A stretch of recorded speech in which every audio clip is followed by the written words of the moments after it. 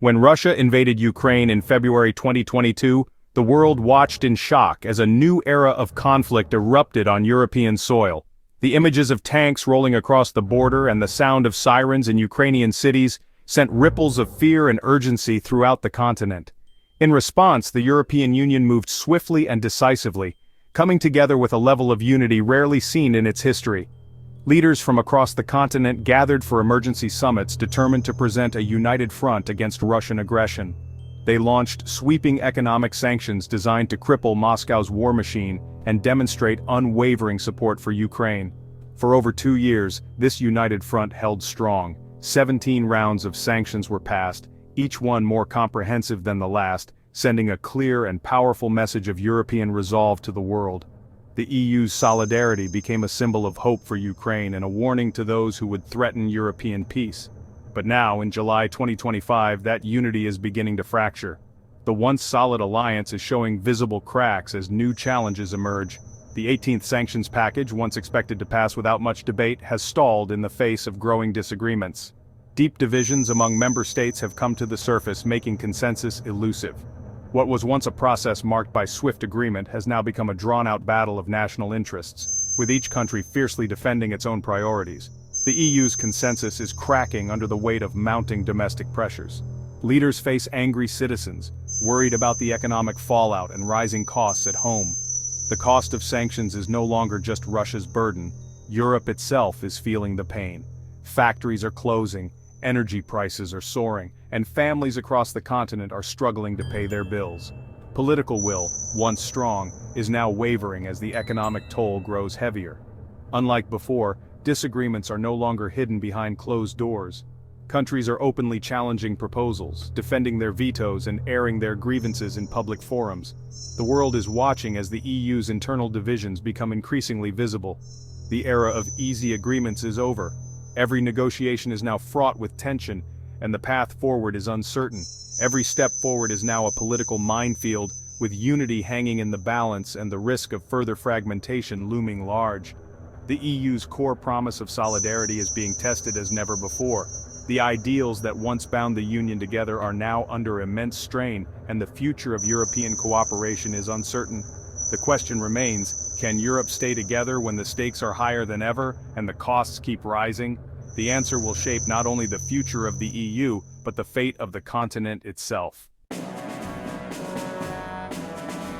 To truly grasp the current deadlock facing the European Union, it's important to look back at how the EU's sanctions strategy has developed over time.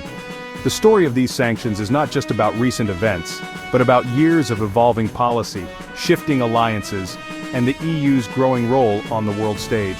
While sanctions have long been a tool in the EU's diplomatic arsenal, the response to Russia's full-scale invasion of Ukraine in 2022 marked a turning point. This time the EU acted with unprecedented speed, unity, and severity, rolling out measures that were broader and tougher than anything seen before. The main objective was clear: make it nearly impossible for Russia to finance its war machine. The EU froze hundreds of billions in Russian assets, targeted the wealth of oligarchs by seizing luxury yachts and mansions, and imposed strict travel bans on those close to the Kremlin. In a bold move, key Russian banks were cut off from SWIFT, the global financial messaging system, effectively isolating them from international markets and making cross-border transactions extremely difficult.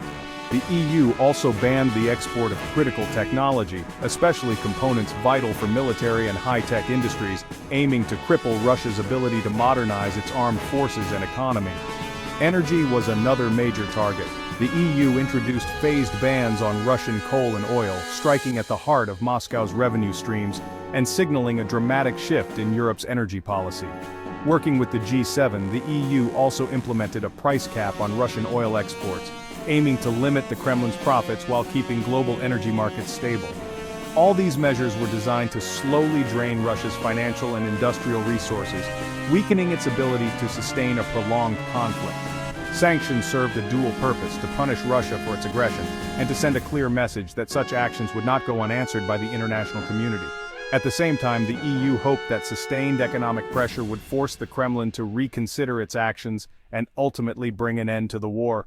By degrading both Russia's economy and its military capabilities, European leaders believed they could influence Moscow's behavior and support Ukraine's resistance.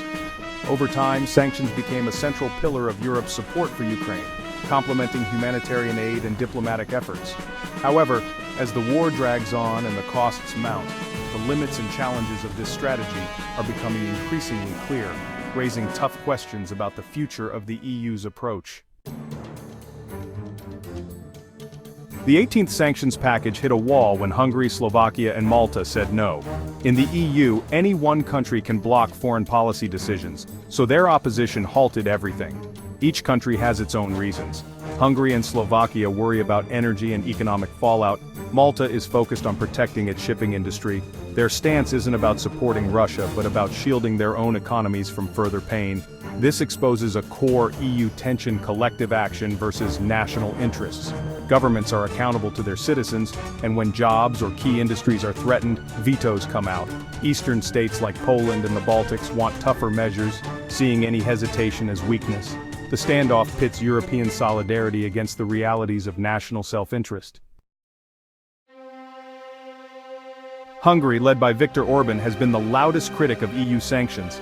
He argues the measures hurt Europe more than Russia, especially for countries dependent on Russian energy. Hungary's red line: any sanctions threatening its nuclear project with Russia's Rosatom. Orban frames his stance as defending Hungarian sovereignty and energy security. This plays well at home and boosts his image as a strong leader. Other EU states see Hungary's opposition as political posturing, not just economic concern. Budapest often uses its veto as leverage for unrelated issues, like unfreezing EU funds. This frustrates diplomats and deepens mistrust, making compromise harder. Hungary's position complicates negotiations, as exemptions for one country can undermine the whole sanctions regime. The EU must balance national interests with the need for a united front. Slovakia shares Hungary's energy worries, but its main concern is its arms industry. The new sanctions could inadvertently harm Slovak defense companies by targeting third-country partners. Slovakia wants guarantees that its legitimate defense sector won't be caught in the crossfire. The country has supported Ukraine, but fears collateral damage to its own economy. EU negotiators must address these concerns without creating loopholes Russia could exploit. It's a delicate balance. Protect key industries, but keep sanctions effective. Slovakia's position highlights the complexity of crafting measures that work for all. The challenge is to reassure Bratislava while maintaining pressure on Moscow. Every exemption risks weakening the sanctions' impact. Malta's opposition centers on its shipping industry, a cornerstone of its economy. The proposed crackdown on Russia's shadow fleet could hurt legitimate Maltese shipping and drive business elsewhere. Malta fears new rules will create legal uncertainty and extra costs, pushing ship owners to less regulated countries. The government insists it's enforcing current sanctions, but worries about overreach. For Malta, this isn't about Russia. It's about economic survival. The EU must target illicit activity precisely, or risk damaging a member's core industry. One-size-fits-all sanctions can have unintended, far-reaching consequences. The 18th package isn't a total overhaul, but aims to tighten existing sanctions and close loopholes.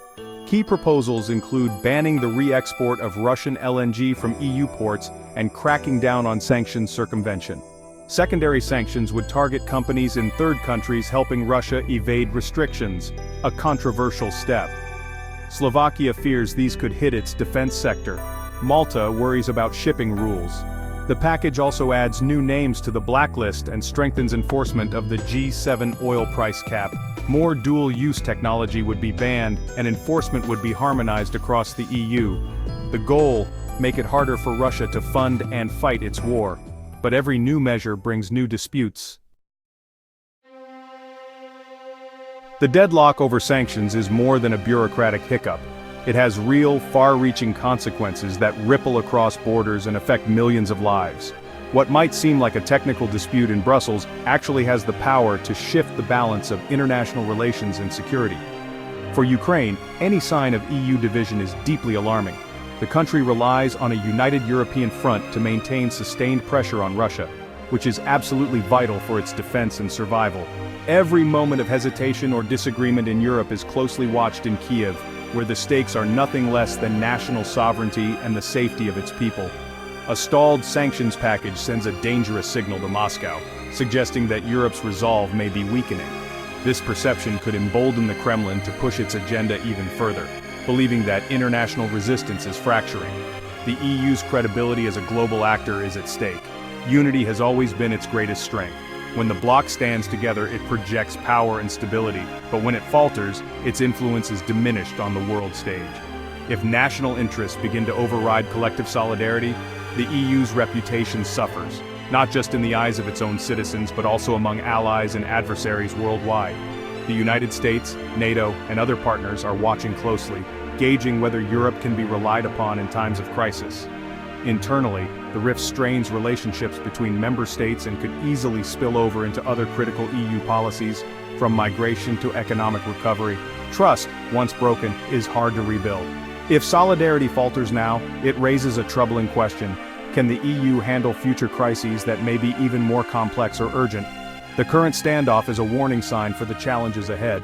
Sanctions must constantly evolve to stay effective. Russia is always searching for and often finding new ways to bypass restrictions. The longer the EU hesitates, the more time Moscow has to adapt and undermine these efforts.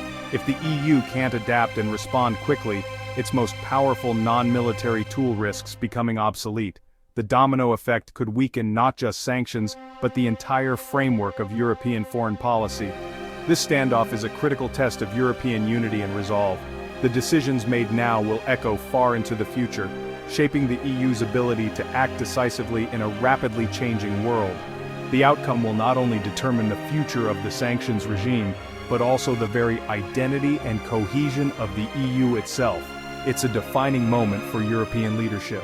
The world is watching to see if Europe can hold the line, because what happens here will set a precedent for how democracies respond to aggression and defend their values in the years to come. With the sanctions package blocked, EU diplomats are scrambling for a compromise. The most likely outcome, a watered-down deal with exemptions for Hungary, Slovakia, and Malta. Less controversial elements might be passed separately, showing some progress while tough issues remain unresolved. Some states are considering national measures, but this risks creating a patchwork of rules and undermining EU unity. The pressure to reach agreement is intense, from both within the EU and international partners. The coming weeks will reveal whether unity can overcome national interests. This episode has exposed deep fault lines in the EU. How the bloc resolves this standoff will shape its future approach to Russia and its own cohesion. The stakes are high. Europe's ability to act as a unified force is on the line. The world is waiting for Europe's answer.